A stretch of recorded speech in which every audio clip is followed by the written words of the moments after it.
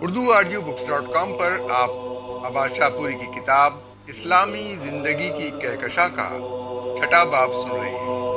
آواز ہے وجی احمد صدیقی کی۔ کلام درویش کی تاثیر۔ نیل، عظیم اور باشکوہ نیل بہہ رہا تھا۔ سورج مغربی افق سے جا لگا تھا اور اس کی سنہری کرنیں سونا بکھیر رہی تھیں۔ دریا کے کنارے دور تک پھیلے ہوئے باغات سے آنے والی عطر بیز ہوا بے حد روح پرور تھی۔ ایک بڑا ہجوم سیر و تفریح کے لیے جمع تھا۔ کچھ لوگ ڈونگیوں میں سوار سیر دریا سے محظوظ ہو رہے تھے۔ اپنے عہد کے بہت بڑے عارف باللہ ذوالنون مصری اپنے چند ارادت مندوں کی رفاقت میں کہیں جا رہے تھے۔ اچانک ایک کشتی ان کے قریب سے گزری۔ کشتی کے مسافر رنگ رلیوں میں مصروف تھے اور جام و صبح سے کھیل رہے تھے، ساتھ ہی ساتھ ہنسی مذاق بھی کرتے جاتے۔ ارادت مندوں نے انہیں دیکھا اور عرض کیا، شیخ ان کے لیے بد دعا کیجیے، اللہ ان سب کو غرق کر دے اور مخلوق خدا ان کی نحوست سے محفوظ ہو جائے۔ ذوالنون قبلہ رخ کھڑے ہو گئے اور ہاتھ اٹھا کر دعا کی، اے اللہ تو نے ان لوگوں کو جس طرح دنیا میں خوشی عطا کی ہے، آخرت میں بھی خوش رہنے کی توفیق عنایت کر۔ ارادت مند یہ دعا سن کر بے حد متعجب ہوئے، لیکن دیکھتے ہی دیکھتے کشتی والوں کی عجب حالت ہو گئی۔ چیخ چیخ کر رونے لگے، سامان لہو و لعب توڑ ڈالا، رندی و سرمستی کی زندگی سے سچی توبہ کی اور اپنے اللہ کے آگے جھک گئے۔ دیکھا ان لوگوں کے لیے دونوں جہاں کا عیش ان کی توبہ تھی اور اس کے ذریعے ان کی مراد پوری ہو گئی۔ حضرت ذوالنون نے اپنے ساتھیوں سے فرمایا۔ نیل بدستور اپنی منزل کی طرف رواں تھا، خاموش اور باوقار۔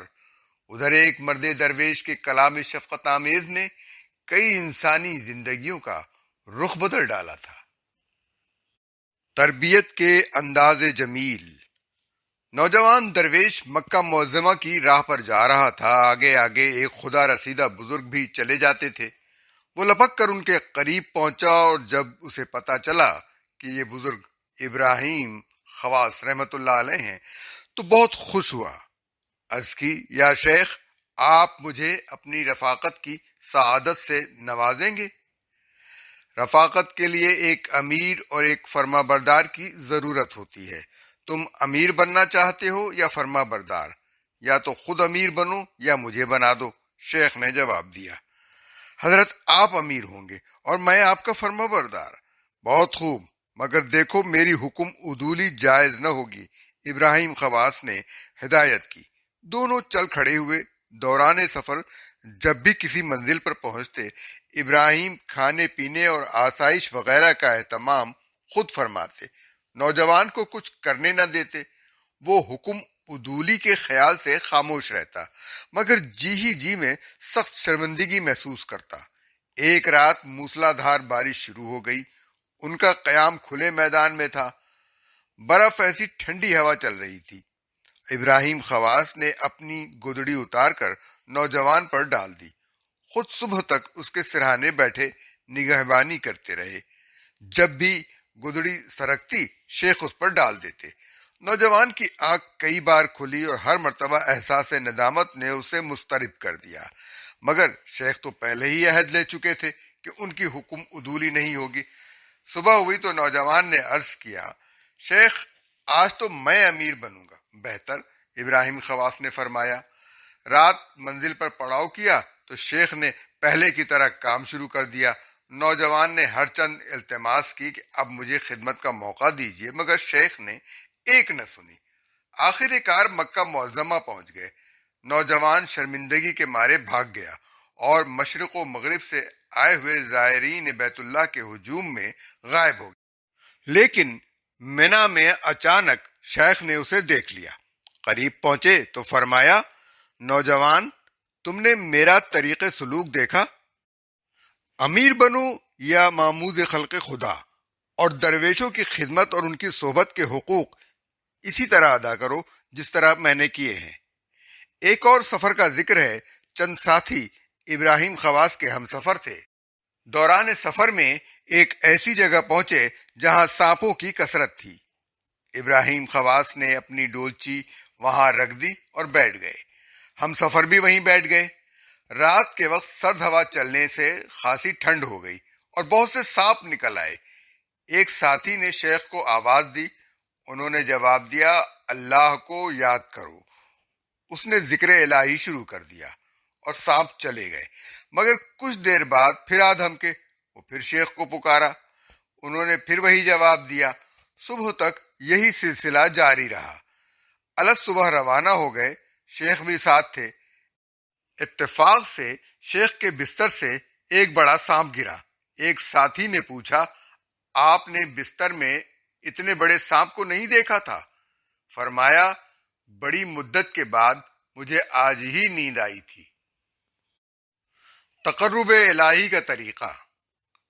ابو مسلم فارس بن غالب شیخ ابو سعید ابو الخیر فضل اللہ کی خدمت میں حاضر ہوئے تو دم بخود رہ گئے۔ وہ تو شیخ کی درویشی اور خدا رسیدگی کا چرچا سن کر ان سے فیضیاب ہونے آئے تھے، لیکن یہاں تو عالم ہی دوسرا تھا۔ شیخ ابو سعید ایک مسند پر گاؤ تکیے سے ٹیک لگائے بیٹھے تھے، ایک پاؤں اپنی دوسری ٹانگ پر بڑی تمکنت سے رکھا ہوا تھا، لباس عمدہ اور برف کی طرح سفید تھا اور ایک بیش قیمت مصری چادر اوڑھ رکھی تھی۔ ادھر ابو مسلم کا یہ حال کہ بہت معمولی کپڑے بدن پر تھے اور وہ بھی میلے کچیلے، جسم مجاہدے سے دبلا پتلا اور رنگ زرد ہو رہا تھا۔ دل میں بیزاری کے جذبات پیدا ہوئے، اپنے آپ سے کہنے لگے، میں بھی درویش ہوں اور یہ بھی درویش ہے، میں ریاضت اور مجاہدے سے پگھلا جاتا ہوں اور یہ بڑے عیش اور آرام سے زندگی بسر کر رہا ہے۔ شاید چہرے نے دل کے جذبات کی غمازی کی۔ ابو سعید بھاپ گئے۔ فرمایا، ابو مسلم، تم نے کس کتاب میں لکھا دیکھا ہے کہ صاف ستھرا رہنا، اچھی غذا کھانا اور عمدہ لباس پہننا شرعاً ناجائز اور ممنوع ہے؟ اور یہ کہاں لکھا ہے کہ عمدہ لباس پہننے اور خوشحالی کی زندگی بسر کرنے والا درویش کہلانے کا مستحق نہیں؟ جب میں نے اللہ کی عطا کردہ نعمتوں کا شکریہ ادا کیا اور دامن طاعت ہاتھ سے نہ چھوڑا تو خدا نے مجھے تخت پر بٹھایا اور مزید نعمتیں عطا کی۔